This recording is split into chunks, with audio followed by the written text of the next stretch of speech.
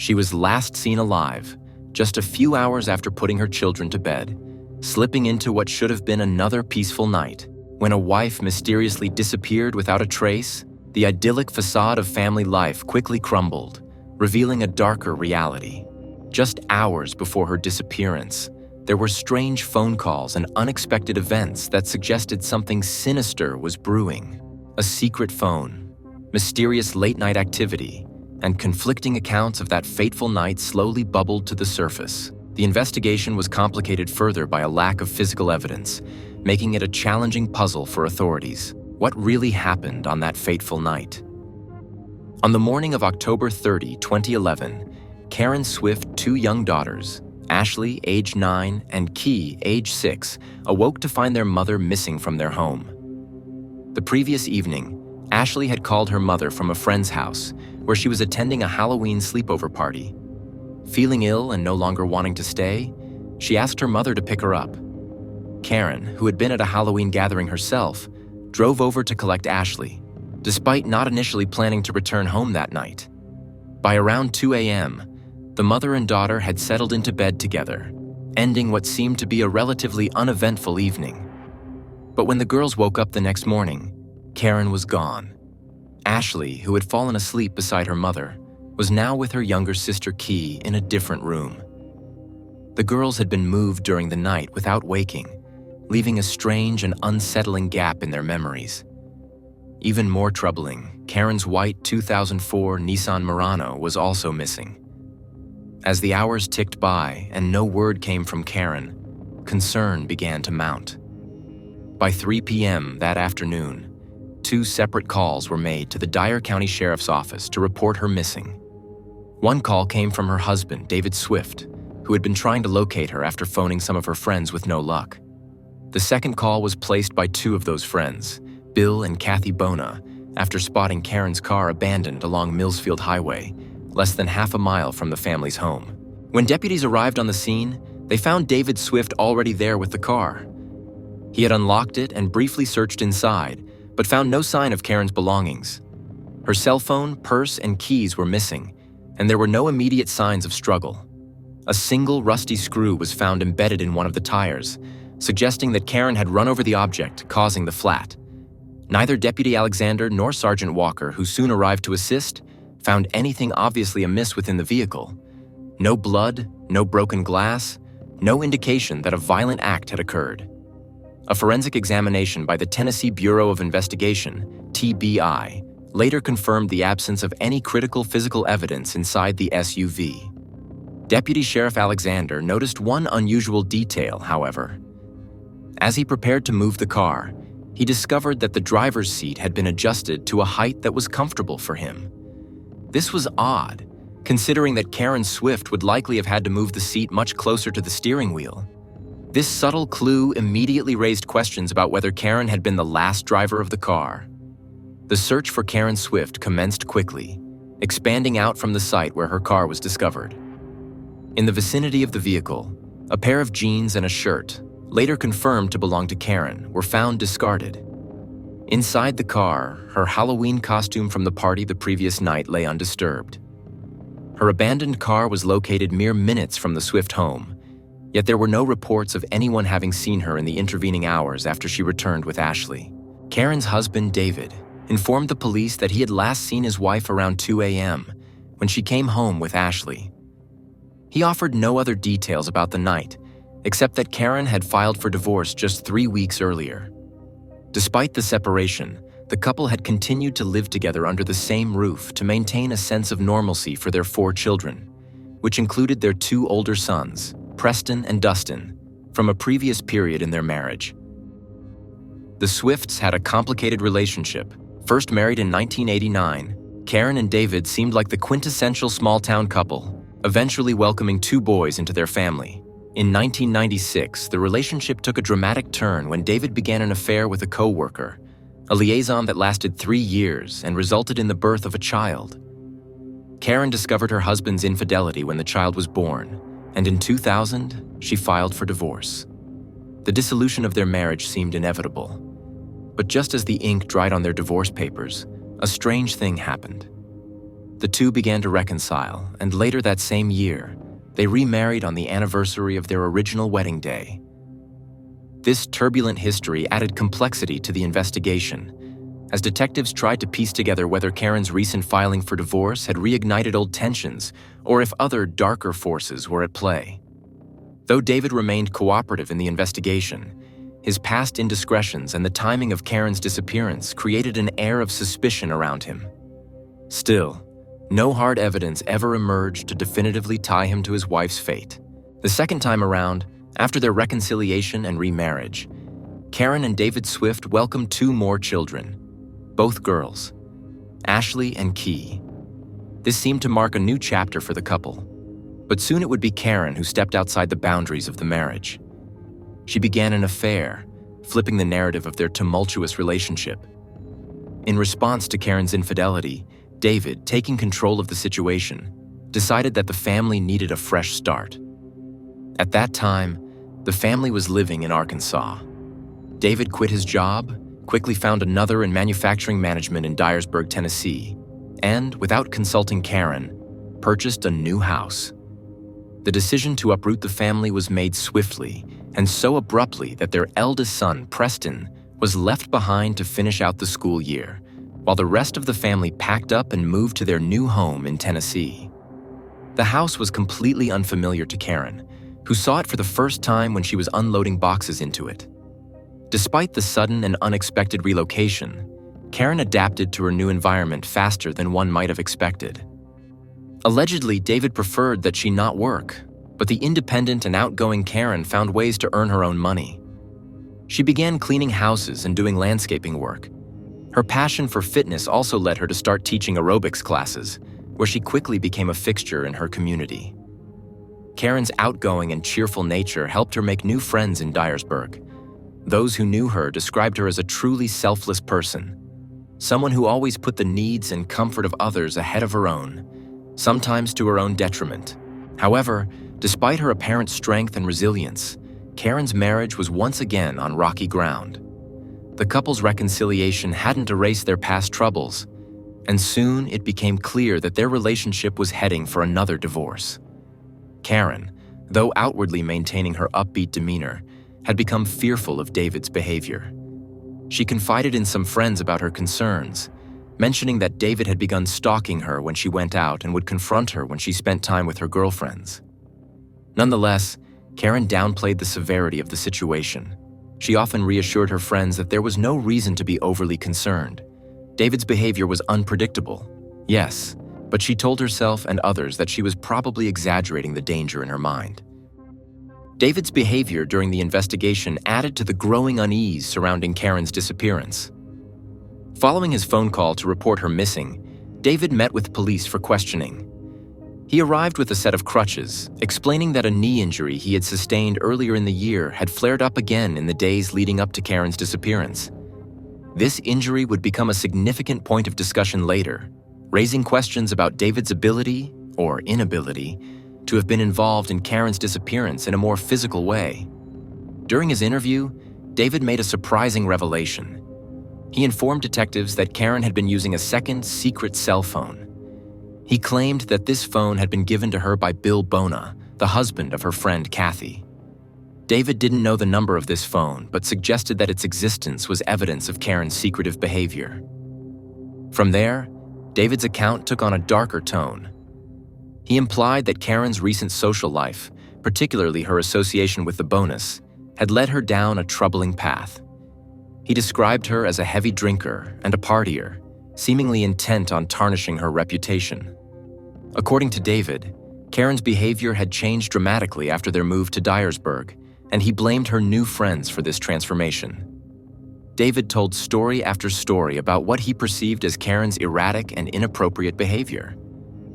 One particularly bizarre tale involved him walking in on Karen naked in their hot tub.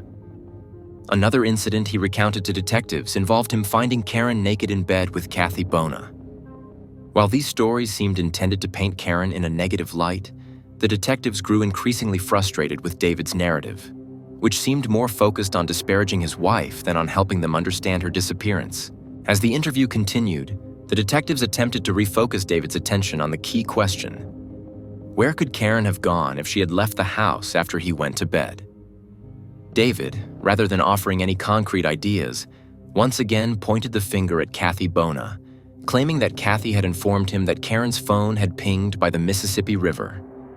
According to David, this information had supposedly come from the police themselves, but there was no confirmation of this claim. His suggestion that Kathy had some inside knowledge of Karen's whereabouts only deepened the detective's suspicions about his evasive answers. When David finally left the police station, crutches in hand, he agreed to allow investigators into his home for a walkthrough. The search of the Swift home revealed nothing of immediate significance. There were no signs of foul play, no bloodstains, no broken furniture or anything to indicate a violent struggle had taken place. The house itself was somewhat untidy, particularly in the downstairs bedroom where Karen slept, but nothing was out of the ordinary for a household with young children. Like the forensic examination of Karen's car, the search of the home failed to provide any solid clues as to what had happened to Karen that night. While the walkthrough didn't yield any new evidence, the growing tension surrounding David's stories and the lack of concrete answers left detectives with more questions than answers. As the investigation progressed, David's attempts to control the narrative around Karen's life and disappearance would come under greater scrutiny.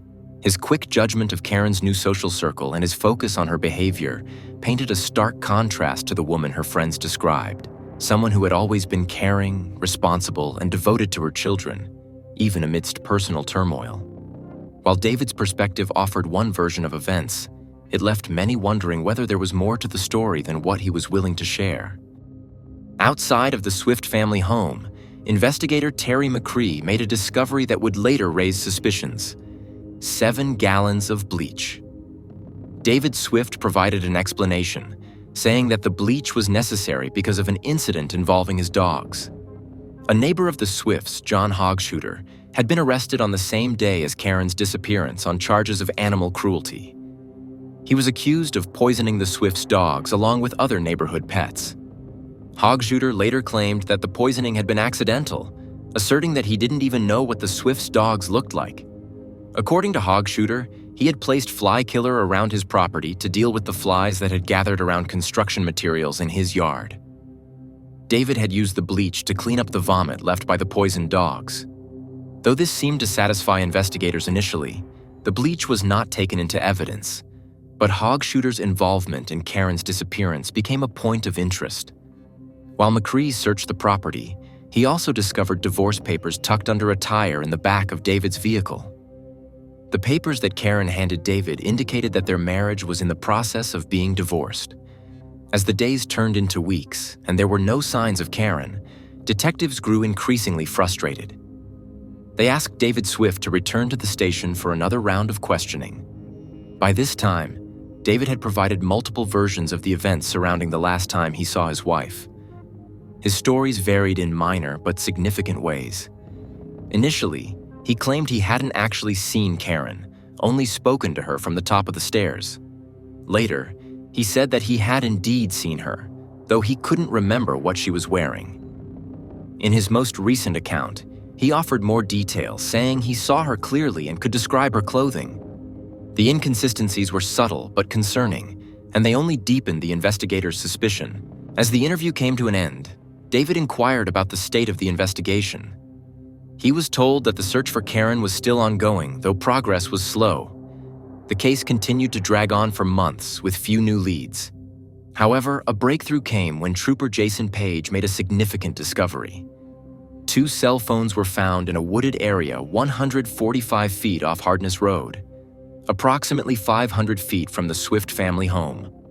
Both phones, Karen's regular Verizon phone and the second secret phone, known as the Voyager, were recovered in close proximity to each other, between the location of Karen's abandoned vehicle and her home. The cell phone data turned out to be crucial. Investigators learned that David had installed a signal extender in the family home, a device that boosted cellular signals in their rural area. This extender automatically connected any phone within its range, logging the time and date of each connection. Through this data, detectives were able to establish a timeline. Karen's Verizon phone connected to the extender just after 2 a.m. on October 30, confirming that she had returned home with her daughter Ashley after picking her up from the sleepover. The phone disconnected from the extender at 4:38 a.m., indicating it had left the house. By 5:09 a.m., the phone had gone off the network entirely and was never turned on again. When it was discovered, the phone had been partially crushed, perhaps run over or smashed against the ground. Witnesses first reported seeing Karen's vehicle pulled over on the roadside just minutes later, around 5:15 a.m. The second phone, the Voyager, presented even more puzzling clues. It also connected to the house's signal extender, but at 9:55 a.m., a full 5 hours after Karen's main phone had been turned off. At that time, a single call was made from the Voyager to check the phone's voicemail. Shortly afterward, this phone also ended up discarded in the same wooded area as Karen's primary phone. The fact that both phones were found together so close to the Swift house raised unsettling questions. The bonus, who had given Karen the Voyager phone, explained to investigators that they had done so to help her communicate privately with her divorce attorney. They said that David had been controlling and sought to monitor Karen's every move. They had also lent her money to hire the attorney and file for divorce. While the phones provided valuable information, the case remained unsolved for several more weeks. Then, on December 10, 2011, a critical discovery was made. John Robinson, a preacher at the Boga Church of Christ, along with his friend Mark Rickman, were leaving Blado Cemetery when they noticed something unusual beneath a thick cover of kudzu vines. Upon closer inspection, they realized they had found human remains. The cemetery, less than 3 miles from the Swift home, was a remote and overgrown area, making it an ideal location to conceal a body. Investigators were quickly called to the scene, and an autopsy confirmed that the remains belonged to Karen Swift. The condition of the body indicated that Karen had likely been killed elsewhere and dragged to the spot where she was found. Her clothing was largely absent, with only her undergarments pushed below her knees, suggesting that they may have been pulled down while her body was dragged across the gravel pathway into the kudzu. Despite the condition of the body, the autopsy revealed no clear signs of sexual assault, and the exact cause of death was difficult to determine due to decomposition. However, it was clear that Karen's death had been the result of a violent attack. After weeks of searching, when Karen Swift's remains were finally discovered, the medical examiner was unable to definitively state her exact cause of death due to the state of decomposition. However, the examination revealed that Karen had sustained blunt force trauma to the head.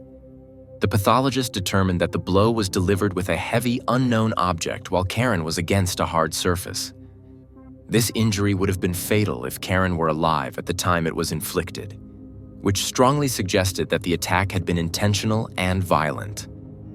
The case, which had been treated as a missing person investigation, was officially reclassified as a homicide, though the weapon used to kill Karen was never recovered. David Swift, Karen's husband, remained the primary suspect in the investigation. From the beginning, investigators found it suspicious that David never participated in the searches for his wife. His behavior was peculiar, yet despite their suspicions, detectives could not find any concrete evidence. The search of the family home, property, and vehicles did not yield any clues that pointed to where the fatal blow might have taken place. Furthermore, during interviews, David showed no signs of physical injury, no scratches, bruises, or any other indication that he had been in a struggle with Karen. Investigators also noted that Karen had no foreign DNA under her fingernails, which would have suggested a fight against an attacker. An additional complication for the investigation came from David's well-documented knee injury. Earlier that year, in April 2011, David had injured his left knee and undergone surgery to repair it. Just 3 days before Karen's disappearance, a co-worker witnessed David's knee give out in the hallway at work, causing him to collapse to the floor. For days before, and many following, Karen's death, David was reportedly reliant on crutches and unable to put the full weight of his body on his injured leg. This created a major puzzle for the investigators. If David was physically incapacitated, how could he have committed such a brutal murder? Nevertheless, despite the apparent physical limitations posed by his knee injury, David's inconsistencies and the tension surrounding their divorce kept him under scrutiny. investigators delved into other aspects of David's life and the people connected to the Swifts. Among those whose actions were closely examined were Bill and Kathy Bona, close friends of Karen, and their neighbor John Hogshuter. Each of these individuals had been in Karen's orbit at the time of her death, and their behaviors seemed suspicious enough to merit deeper investigation. Kathy Bona's 40th birthday party, which Karen had attended shortly before her death, also became a focus of investigators. At the party, multiple guests, including Karen, were reported to have undressed and spent time in a hot tub together. David Swift mentioned this event several times during his interviews with police, implying that Karen might have been physically involved with others at the party. While there was no solid proof that these interactions had anything to do with Karen's murder, investigators considered the possibility that they could have contributed to David's growing anger and jealousy, providing a potential motive. Meanwhile, the peculiar behavior of their neighbor, John Hogshuter, added another layer of intrigue to the case. Hogshuter had been arrested for allegedly poisoning neighborhood pets, including the Swifts' dogs, though he claimed the poisoning was accidental. On the same day that Karen disappeared, she had confronted Hogshuter about the incident, which had left her visibly upset. After her death, other strange occurrences were reported in the neighborhood. One of the Swifts' sons, Dustin, recounted a disturbing encounter with a man near Bleach Cemetery not long before Karen's body was found there. The man was using a metal detector and claimed he was exercising in the cemetery. When questioned further, the man said he was searching for a lost watch. Odd, as Dustin had noticed the man was already wearing a watch. This strange encounter, though not directly linked to Karen's death, added to the cloud of mystery surrounding the case. As years passed without any arrest, speculation about Karen's murder only grew, both in the media and among the local community. The Swift family eventually left Dyersburg, and David remarried and relocated to Jefferson County, Alabama. However, public pressure on Tennessee authorities to charge someone for Karen's murder remained. Investigators, including Terry McCree, continued to review the case file, building a theory that kept pointing back to David Swift. They believed that, driven by anger over Karen's decision to file for divorce and feeling a loss of control, David began plotting his wife's murder in the days leading up to her death. One of the most troubling elements of this theory was the possibility that David had faked the severity of his knee injury to create an alibi. Investigators speculated that his collapse at work, witnessed by his coworker, might have been staged to give the impression that he was physically incapable of carrying out a murder. According to this theory, David's anger over Karen attending a Halloween party with Bill and Kathy Bona instead of having dinner with him further fueled his rage. It was believed that Karen was attacked while she slept, as there were no defensive wounds, and she may have been caught completely off guard. However, investigators found it difficult to determine exactly where the fatal blow had been delivered, as no signs of a violent struggle were found in the bedroom or elsewhere in the home. Adding to the complexity of the case, it was theorized that David may have moved their daughter Ashley, who had been sleeping in the same bed as Karen, to another room before attacking his wife. This would have ensured that the child would not be awakened by the violence. Though strangulation was suspected as a means of subduing Karen, the true nature of the attack remained unclear due to the lack of evidence. Karen Swift's body was dragged into the garage, investigators believed, where she received the fatal blow to her head. This injury, inflicted with a blunt object, was likely delivered as she lay against a hard surface. After incapacitating her, David Swift allegedly placed her either in his vehicle or hers, and then drove the 3 miles to Bleach Cemetery, where he discarded her body beneath a thick tangle of vines. This area, obscured by kudzu and undergrowth, was isolated enough that her remains would not be easily spotted, but still close enough to the Swift home to make the trip plausible within the timeline detectives were piecing together. In an effort to understand the sequence of events that followed, detectives reconstructed the route that David might have taken that night. They speculated that, after leaving Karen's body in the cemetery, he returned to the house to set the stage for her apparent disappearance. David, according to this theory, wanted it to look as if Karen had gone out alone, only to have car trouble in the early morning hours. To make this scenario seem believable, he punctured one of her tires using an old screw he found in the garage and let the air out, creating the illusion of a flat tire. Then, around 4:40 a.m., just minutes after Karen's phone disconnected from the home's signal extender, he drove her Nissan to a location not far from the house, but far enough that it would look like she had been stranded. On his way, David allegedly disposed of her primary phone, a Verizon device, by tossing it into the woods. However, Karen had a second secret cell phone, her Voyager, hidden in a downstairs bedroom, likely unknown to David at the time. Investigators suspected that David discovered this second phone after returning from disposing of the first. He must have searched for it in a panic, ransacking the room in the process, and once he found it, he accessed its voicemail and went through the contents. Evidence showed that a call was made to check the voicemail at approximately 9:55 a.m., the morning after Karen disappeared, long after her first phone had gone off the network. Once David was finished with the phone, he drove back out to the woods where he had disposed of the Verizon phone and dropped the Voyager nearby, ensuring both devices were discovered together. Before calling Karen's friends and feigning concern over her disappearance, investigators theorized that David cleaned the garage using the 7 gallons of bleach found outside the house. It was this bleach that led detectives to believe he may have sanitized the crime scene, removing any traces of evidence. David's behavior during the early days of Karen's disappearance seemed calculated to mislead those around him. He reached out to friends, neighbors, and the police, acting as though he had no idea what could have happened to his wife. But his unusual calmness and lack of active participation in search efforts raised red flags for many. In July 2023, over a decade after Karen's murder, David Swift was finally arrested in Alabama and extradited to Tennessee.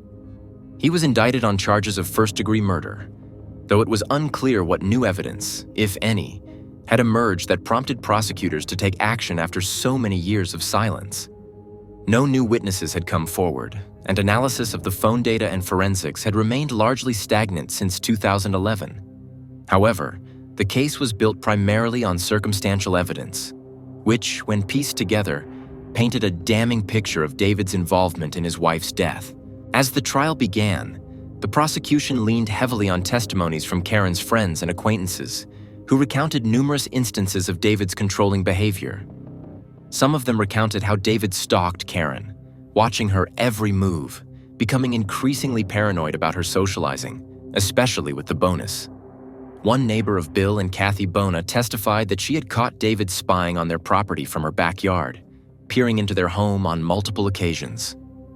David, when confronted about this, claimed that the neighbor had invited him to watch what was happening at the Bonus' house, an explanation that was met with skepticism. Kathy Bona provided some of the most damning testimony, recounting how David had repeatedly confronted Karen about her alleged behavior, accusing her of infidelity and wild partying. She detailed instances where David had called Karen obsessively, monitoring her whereabouts and interrogating her about her time spent with friends.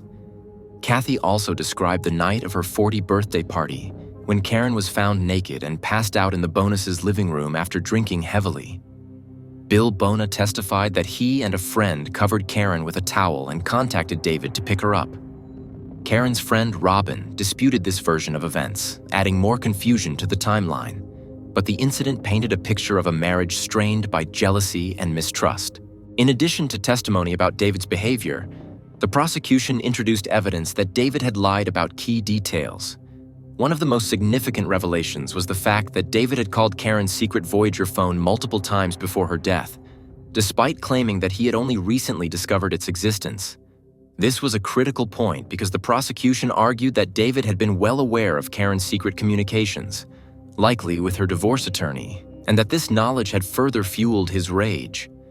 Moreover, David had claimed he was asleep between 2 a.m. and 10 a.m., the morning Karen disappeared. Yet, forensic evidence from his computer and phone showed that someone had been awake in the early hours, around 3 a.m., downloading photos of Karen, including images of her new tattoo. This contradicted his statement and raised doubts about his alibi. Additional evidence painted a picture of David's state of mind after Karen's disappearance. Despite his wife's sudden and mysterious absence, David was found to have accessed dating websites and viewed women's profiles over 250 times in the days immediately following her disappearance. This behavior, the prosecution argued, showed a lack of concern and emotional detachment from the situation, which contrasted starkly with the actions of a grieving husband. a physical therapist who had treated David for his knee injury, testified that while David's mobility was restricted, he could have physically dragged Karen's body. In support of this, a neighbor testified that David had moved heavy hay bales the day before Karen disappeared, despite claiming to rely on crutches. The neighbor said that David had lifted bales weighing around 65 pounds without any visible discomfort or assistance. Yet the very next day at the police station, David seemed entirely dependent on his crutches, suggesting he may have exaggerated his injury to avoid suspicion. Despite the defense's efforts, the weight of the circumstantial evidence presented by the prosecution left little room for doubt in the minds of many. David Swift's behavior, both before and after Karen's disappearance, combined with the timeline and contradictions in his story, suggested a calculated effort to cover up his involvement in her murder. As the trial progressed, the jury would have to weigh the available evidence and testimony to determine whether David Swift had indeed taken his wife's life in a cold, premeditated act of violence, or if the years of suspicion had simply piled up against an innocent man. The prosecutor argued that in order for Karen to leave on her own, a series of highly unlikely events had to occur. First, she would have needed plans to meet someone, yet there was no evidence of any such arrangements, no texts, calls, or other indications that she intended to leave that night. More puzzling was the idea that she would have moved both of her daughters, Ashley from her own bed and Key from her husband David's bed, before sneaking out. If she was truly sneaking out, why would she take the risk of waking David by moving the children? This point seemed especially important because Karen had reportedly taken a Benadryl before going to sleep that night. Benadryl, commonly used as a sleep aid, would have made her drowsy. So why would she have deliberately taken a sedative if she had planned to leave the house within just a few hours? The defense, however, attempted to undermine all prosecutorial theories by highlighting key inconsistencies. They pointed to David's physical limitations due to his leg injury, which had required surgery both before and after Karen's death. David, according to his defense team, would not have been able to physically overpower Karen or dispose of her body. They also brought forward testimony from David and Karen's daughter Ashley, now an adult, who firmly testified that it was her mother who moved her from her bed to her sister's room that night, not her father. Ashley's testimony was clear and direct. "Yes, I remember her moving me in the middle of the night to my sister's room," she stated on the stand. When asked if she had been moved into the bed with her sister, she confirmed, "Yes." The bedroom, Ashley explained, was directly beside her parents' room, which aligned with the timeline proposed by the defense. Her account raised questions about whether David could have orchestrated the crime without waking the children or causing any noticeable disturbance. One of the weakest aspects of the prosecution's case was the lack of physical evidence.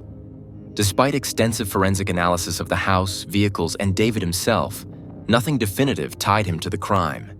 There were no signs of struggle in the house, no DNA evidence, and no fingerprints linking David to the alleged murder scene. Investigators were unable to match the rusty screw used to puncture the tire of Karen's SUV to any tool or item found in the Swift garage. David's defense lawyer seized on these weaknesses during the trial, emphasizing the lack of concrete evidence. When the jury returned from their deliberations, the outcome surprised many in the courtroom.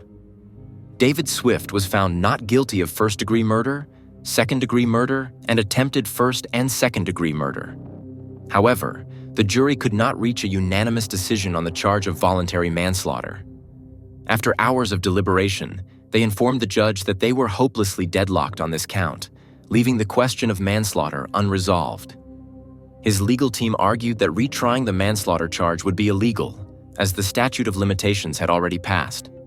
However, on July 11, 2024, a judge ruled against dismissing the charge, allowing the prosecution to continue its efforts to secure a conviction. The date for the new trial has yet to be set, but it promises to reignite the legal battle.